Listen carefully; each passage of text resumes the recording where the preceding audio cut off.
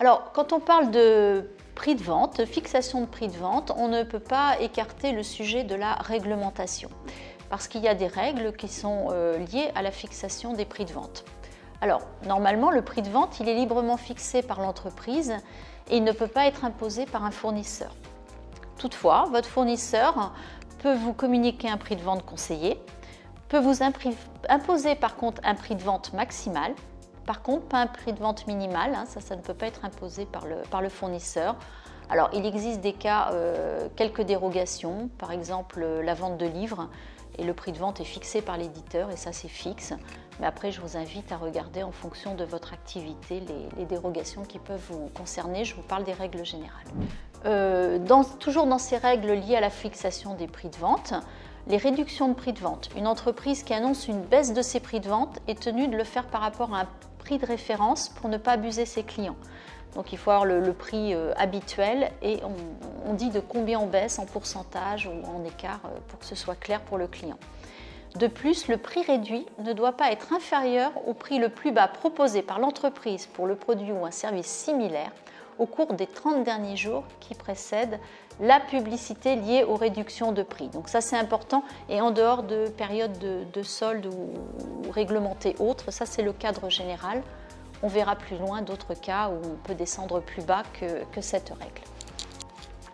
Donc effectivement, on a interdiction aussi de revendre à perte.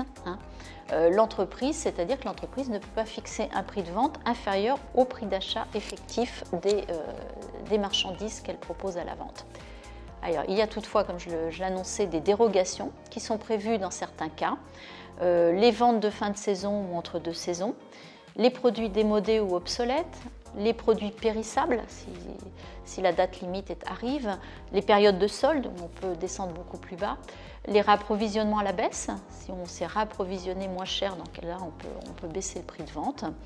Et puis, on peut aussi s'aligner sur les prix les plus bas pratiqués dans la même zone d'activité par la concurrence. Là, il y a des conditions très précises dans les textes de loi que je vous invite à consulter dans ce cas-là.